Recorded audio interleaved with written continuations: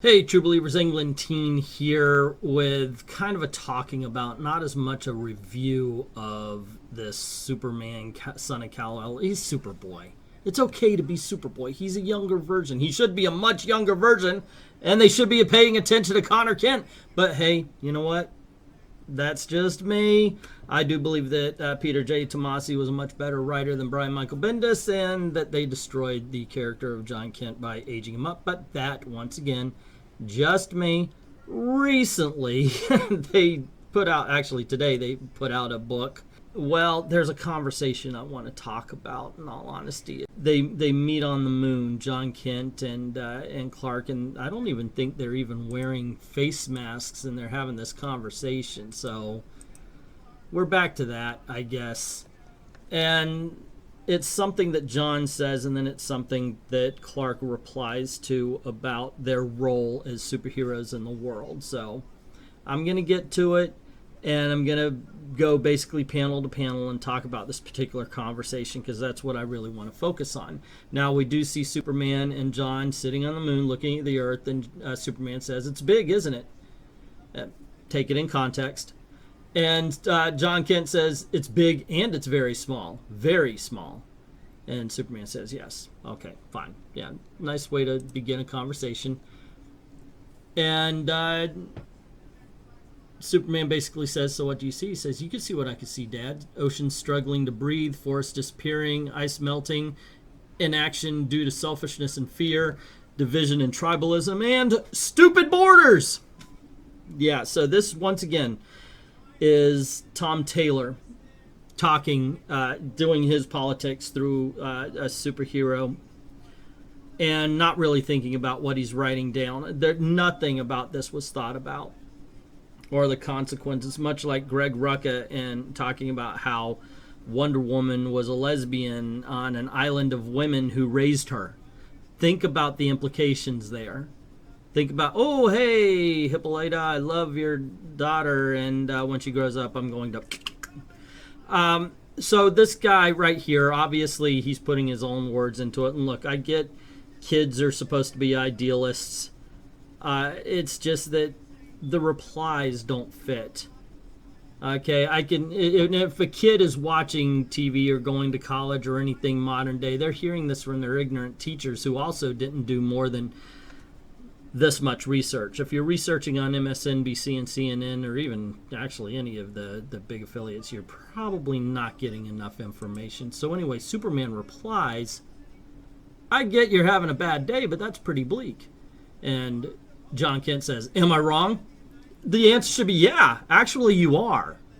One thing I always hated was people living in the cities, by the way. You'll get New York and California. They'll call everything in the middle of America flyover. And they'll talk about the dwindling forests and how we're losing America. And if you ever drove through America, you just see it's just trees and it's beautiful all the way through. There's so much more than what this jackass is writing into the words of John Kent. And focusing on that and saying that's the definition of what the world is and what the world should be. It's moronic. Superman should have said, "No, you're not right. You're not right. The Earth has problems." Yeah, sure, everything does. But no, you're wrong to define it in those terms. So anyway, he has Superman say, "No, you're not wrong, but you've looked at the small, now look at the big. What could it be?" No, what is it now? It could be a place where every problem could be tackled if only the world would unite.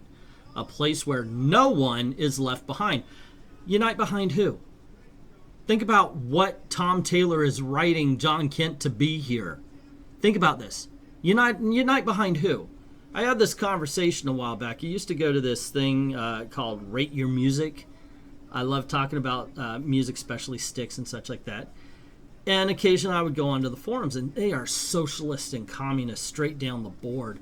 So I had a conversation. They said, no, socialism's never been tried. That's a dictatorship. So I would talk to them. I said, they said, "Well, you got to be for the people." "Which people?"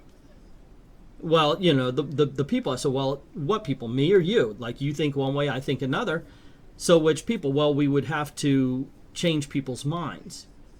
And I said, "What would you do with me?" You know, I'm going to be out there, and I can influence this many people, and these many people are going to influence, and we're going to grow. and we're going to oppose you. We're going to oppose your line of thinking. So what people? And finally he said, you will have to be removed from society. Just kind of like Mal did. And here he goes. This is Jonathan Kent.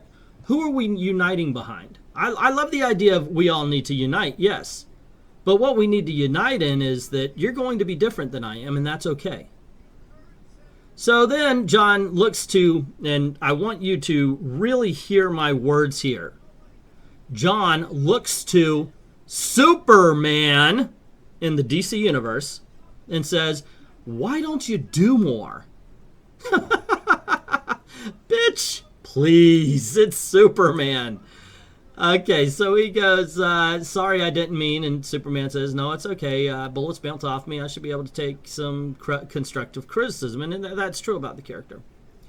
But then he gives the dumbest freaking reason, not even the real reason, he gives Tom Taylor's reason. And Tom Taylor says, I think part of me holds back because I wasn't born here. Bullshit, bullshit, bullshit. Seriously. Superman is an American. It's the dumbest freaking thing. And they're giving these people the freaking books. This is horrendous. This is a huge, huge misunderstanding of who the character is. Superman is an American. For freaking heck's sake, everybody, well, a lot of people I know don't like the Zack Snyder movie. But at the end of it, he goes, I'm from freaking Kansas. I can help, he says, Tom Taylor says, but I can't lead except by example. Part of me feels it's not my place. And John says that's idiotic. Yes, it is, because that's not who Superman is. You don't understand the character, Tom. Resign your position. Please. For the sake of Superman, can we just get rid of every damn writer out there and bring some people who actually know the characters in? So anyway, Tom Taylor as Jonathan Kent starts saying, you're the greatest hero on the planet. If you won't step up, who will? If Superman in the DC universe won't step up, obviously he's not talking about saving the world from alien invasions or the big stuff. He's talking about running the lives of the human beings. Now, this is something that Superman has tackled before in books like King of the World. Should Superman take over the world to save it? I believe there was something not a few years ago with a video game and a comic book series called Injustice. What Jonathan Kent wants is to become Injustice Superman. But instead of actually thinking this through, you have Tom Taylor as Superman saying, I was thinking of you.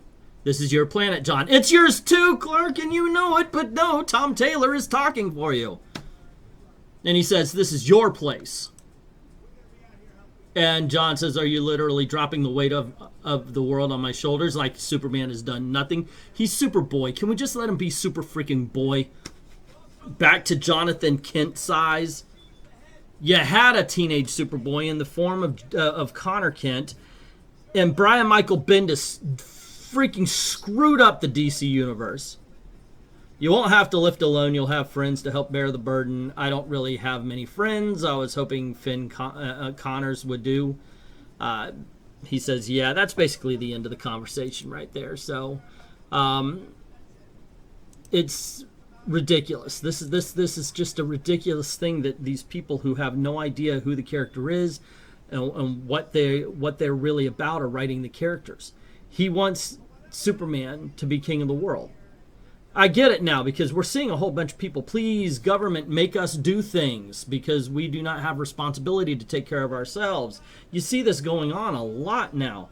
But I would like to point out to you, there's a mini-series. This is actually the omnibus, but there's a mini-series in here. It's Squadron Supreme. And this is actually the Squadron Supreme mini-series. It's right in the middle there. And what happens is the Squadron Supreme gets back to their planet. They were in the Defenders. They get back to their planet and they decide, yes, we're going to help humanity the best we can. Meaning, they're going to bring water to the desert. They're going to make sure that people are policed more. They're going to make sure that they take care of humanity. And it goes to crap. Okay, this was in 1980. This was in the 80s, I should say.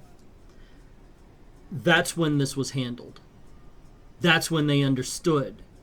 People have to do things for themselves. People have to take personal responsibility. That's when comic books understood what superheroing had to be about. This is a brilliant story. The Squadron Supreme miniseries here. It's a brilliant story. It's done. It's got great art and everything. It deals with disease. It deals with war. It deals with crime. Everything. It is, and how a superhero should act and react to it and such. It's almost like a guidebook. I'm going to do, so at some point in time, I'm going to do a really that good on it. Unfortunately, what we've got here is a huge misunderstanding of the character and a huge misunderstanding of what a superhero should be. And unfortunately, it's from a writer that's popular enough that he's never going to be told he's wrong. He's never going to be shown that you're making a mistake here, that you're writing the character wrong. And to misunderstand the fact that Superman is an American first is to misunderstand the character. It's the ideas that we're all individuals. It's the ideas that we are all personally responsible for ourselves. That is one of the things. That is at the core of Superman. And if you don't understand it, you shouldn't be writing them.